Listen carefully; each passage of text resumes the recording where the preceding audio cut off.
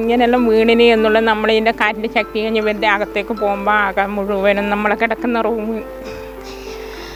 രാത്രിയാണെങ്കിൽ വിസിലിങ്ങോട് കൂടിയാണ് ഇത് വന്നത് എന്നാണ് പറഞ്ഞത്. ഒരു ചുഴലി തന്നെ, കറുപ്പ് ചുഴലി. ആളുകളൊക്കെ ഓടി രക്ഷപ്പെട്ടു വന്നതുകൊണ്ടാണ് അത് വന്ന വഴികളിൽ നിന്ന് വലിയ അപകടം ഒഴിഞ്ഞു മാറിയത്. ലോട്ടറിക്കാരനെ ഞാൻ കണ്ടുപിടി നിൽക്കുന്നുണ്ടായിരുന്നു. അപ്പോൾ അത് കഴിഞ്ഞ് കുറച്ച് കഴിഞ്ഞ് ഇറങ്ങി നോക്കുമ്പോൾ ലോട്ടറി കട അങ്ങ് 3 കരണം മറിഞ്ഞിട്ട് അപ്പുറത്താവുന്നു. മറ്റുള്ള ആൾക്കാരെ ഇങ്ങോട്ടൊന്ന് കാണാൻ പറ്റാത്ത ഒരവസ്ഥയായിരുന്നു. ഭീതിജനകമായ ഒരു അന്തരീക്ഷമാണ് ഉണ്ടായത്.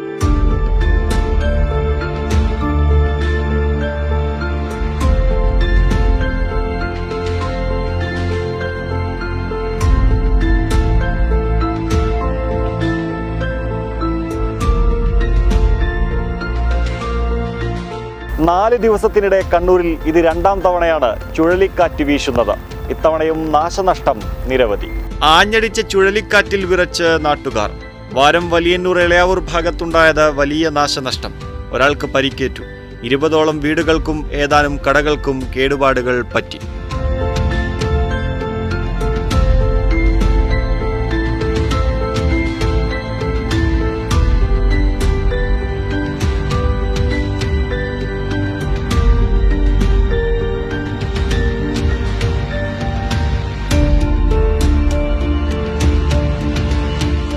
വലിയന്നൂരിലെ ലോട്ടറി സ്റ്റാൾ പാറിപ്പോയി. സ്റ്റാളിലുണ്ടായ മുണ്ടേരി ചാപ്പയിലെ ഉത്തമന് പരിക്കേറ്റു. ചായക്കട ഞാൻ തുറക്കുന്ന സമയത്താണ് കാറ്റടിക്കുന്നത്. തുറന്നൊരു 5 മിനിറ്റ് കഴിഞ്ഞപ്പം ഒറ്റ സൗണ്ട് കേട്ടുകൊണ്ട് ഇറങ്ങി നോക്കുമ്പോഴത്തേനും അവിടെ നിന്ന് കാറ്റടിച്ച് എൻ്റെ കടക്കകത്ത് കയറി. ഞാൻ ഷട്ടർ തുറന്നിട്ടുണ്ടായിരുന്നു. അപ്പോൾ അത് കഴിഞ്ഞ് പിന്നെ നോക്കുമ്പോൾ ഈ ലോട്ടറിക്കാരനെ ഞാൻ കണ്ടുപിടി നിൽക്കുന്നുണ്ടായിരുന്നു. അപ്പോൾ അത് കഴിഞ്ഞ് കുറച്ച് കഴിഞ്ഞ് ഇറങ്ങി നോക്കുമ്പോൾ ലോട്ടറി കട അങ്ങ് 3 കരണം മറിഞ്ഞിട്ട് അപ്പുറത്താവുന്നു. അയാൾ കടക്കകത്തുണ്ട്. അയാൾ പെട്ടെന്ന് എങ്ങനെയോ ചാടി രക്ഷപ്പെട്ടു. പക്ഷേ എന്നാലും അയാൾക്ക് പരിക്കുണ്ട്. കൈയും കാലും ഒക്കെ മുറിഞ്ഞിട്ടുണ്ട്. അങ്ങനെ ആശുപത്രിയിലുള്ള ഇപ്പം.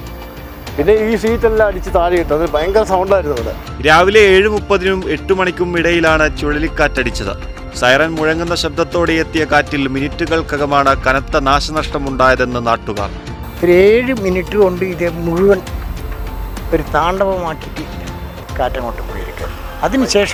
അതിനുശേഷം പിന്നെ അങ്ങോട്ടും ഇങ്ങോട്ടുമുള്ള എല്ലാ യാത്രകളും അങ്ങോട്ടുള്ള ആൾക്കാരെ ഇങ്ങോട്ടൊന്ന് കാണാൻ പറ്റാത്ത ഒരവസ്ഥയായിരുന്നു. ഉള്ള മരങ്ങൾ മുഴുവൻ വീണിട്ട് ഈ സ്കൂളിന് കേട് വന്നു.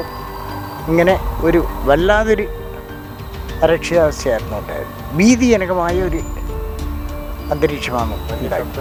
വലിയ ശബ്ദമുണ്ടായിരുന്നു. മരങ്ങളുടെ ഈ പൊട്ടി വീഴുന്ന ഒച്ച, പിന്നെ കാറ്റിൻ്റെ ആ ഹുങ്കാര ശബ്ദം, ഇതെല്ലാം കൂടി ഒരു ഭയാനകമായ ഒരു ഇതാണ് ഉണ്ടായത്.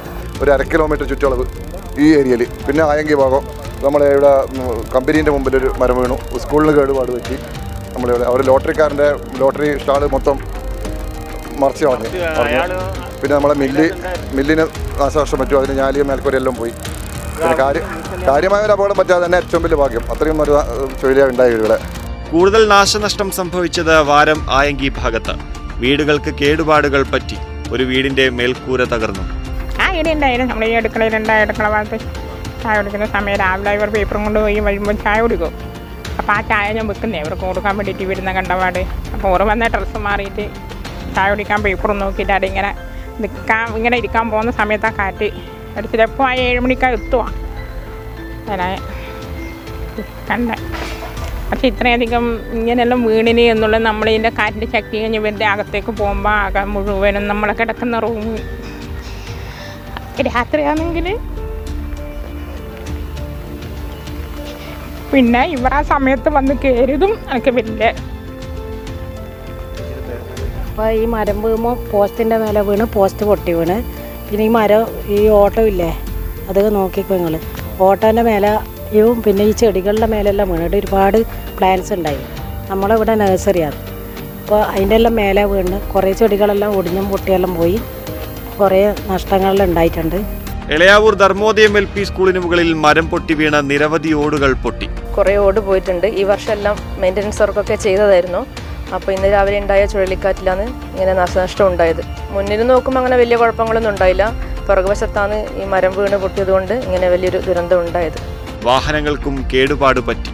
ഇലക്ട്രിക് പോസ്റ്റ് തകർന്നു. ഈ സമീപ ദിവസങ്ങളിലായി ഈ 2 പ്രാവശ്യമായി സംഭവിക്കുന്നത്. ഒന്ന് ഈ ഡിവിഷൻ്റെ തന്നെ കുറച്ച് അപ്പുറത്തെ ഭാഗം, ഇന്ന് രാവിലെ ഈ ഭാഗത്തും അത് വലിയന്നൂർ ഭാഗത്തു നിന്നാണ് ഇത് ഇങ്ങോട്ട് ചുഴലിക്കാറ്റ് വന്നത്. വളരെ കണ്ടവരൊക്കെ പറഞ്ഞത് വളരെ ഭീതിതമായൊരു അനുഭവമാണ്. വിസിലിങ്ങോട് കൂടിയാണ് ഇത് വന്നത് എന്നാണ് പറഞ്ഞത്. ഒരു ചുഴലി തന്നെ, കറുപ്പ് ചുഴലി. ആളുകളൊക്കെ ഓടി രക്ഷപ്പെട്ടു വന്നതുകൊണ്ടാണ് അത് വന്ന വഴികളിൽ നിന്ന് വലിയ അപകടം ഒഴിഞ്ഞു മാറിയത്. മില്ല്, ഗോതമ്പ് പിടിക്കുന്ന ഫ്ലവർ മില്ലാണ്. ആ മില്ല് പാടെ തകർന്നു പോയി. നിരവധി ഇലക്ട്രിക് പോസ്റ്റുകൾ പൊട്ടി താഴെ വീണു. നിരവധി ഇലക്ട്രിക് ലൈനുകൾ പൊട്ടി താഴെ വീണു. നിരവധി മരങ്ങൾ പൊട്ടി വീണു. അങ്ങനെ ഒരു ഭീതിതമായൊരു അനുഭവം നമ്മുടെ മേഖലയിലാകെ ചുഴഞ്ഞാഞ്ഞടിക്കുന്നൊരു കാഴ്ചയാണ് കാണാൻ വേണ്ടി കഴിഞ്ഞത്. അതിനകത്ത് നിന്ന് പോകുന്ന യാത്രക്കാർ, നമ്മുടെ റോഡുമേലെ പോകുന്ന യാത്രക്കാരൊക്കെ തന്നെ ഭാഗ്യത്തിൽ രക്ഷപ്പെട്ടു. തലനാരിഴക്കാണ് രക്ഷപ്പെട്ടത്. മത്സ്യം വാങ്ങാൻ വന്ന ആളുകൾ തലനാരിഴക്കാണ് രക്ഷപ്പെട്ടത്. അവരെല്ലാം ഓടിക്കളഞ്ഞതുകൊണ്ടാണ് അത് ചുഴിയിൽപ്പെടാതെ രക്ഷപ്പെട്ടത് എന്നതാണ് ഒരനുഭവം. ശക്തമായ ചുഴലിക്കാറ്റിലാണ് വലിയ നാശനഷ്ടങ്ങൾ നമ്മുടെ കോർപ്പറേഷനിലെ 15, 16, 21 ഡിവിഷനുകളിലെ 10-20ഓളം വീടുകൾക്ക് വലിയ കേടുപാടുകൾ സംഭവിച്ചിട്ടുണ്ട്. അതുപോലെ തന്നെ നമ്മളെ ധർമ്മോദയം LP സ്കൂളിന് വലിയ നാശനഷ്ടങ്ങളാണ് സംഭവിച്ചിട്ടുള്ളത്. ആളപായമില്ലാത്തത് വലിയ ഒരു ഭാഗ്യമാണ്. ഇപ്പോൾ കോർപ്പറേഷൻ്റെ ഭാഗത്തുനിന്ന് എന്നുള്ള നിലക്കാണ് നമ്മളൊക്കെ ഇന്ന് കോർപ്പറേഷൻ്റെ കൗൺസിലർമാരുടെ നേതൃത്വത്തിലാണ് ഇതിൻ്റെ പ്രവർത്തനമൊക്കെ നടക്കുന്നുണ്ട്. അതോടൊപ്പം തന്നെ എല്ലാ സന്നദ്ധ പ്രവർത്തകന്മാരും യഥാർത്ഥത്തിൽ ഈ ഭാഗത്തുള്ള ഒരുപാട് കടവഴകി വീണ മരങ്ങളും ഇതൊക്കെ മുറിച്ചു മാറ്റിയാണ്. അതുപോലെ തന്നെ ഇനിയിപ്പം ഇവർക്ക് വലിയ നാശനഷ്ടങ്ങളുണ്ടായിരുന്നു. ഒരുപാട് പാവപ്പെട്ട കുടുംബങ്ങളാണ് ഇപ്പം 10-20ഓളം അപകടം സംഭവിച്ചിട്ടുള്ളത്. അവർക്കൊക്കെ അതിൻ്റെതായ രീതിയിലുള്ള നഷ്ടപരിഹാരം ഗവൺമെൻറ്റിൻ്റെ ഭാഗത്തുനിന്ന് ഉണ്ടാകണമെന്നാണ് നമുക്ക് പറയാനുള്ളത്. ചുഴലിക്കാറ്റുണ്ടായ പ്രദേശം മന്ത്രി രാമചന്ദ്രൻ കടന്നപ്പള്ളി, മേയർ മുസ്ലിഹ് മഠത്തിൽ എന്നിവർ സന്ദർശിച്ചു. അജയ് ശരിയരിക്കൊപ്പം മുഹമ്മദ് സൈഫുള്ള, പ്രൈം 21, കണ്ണൂർ.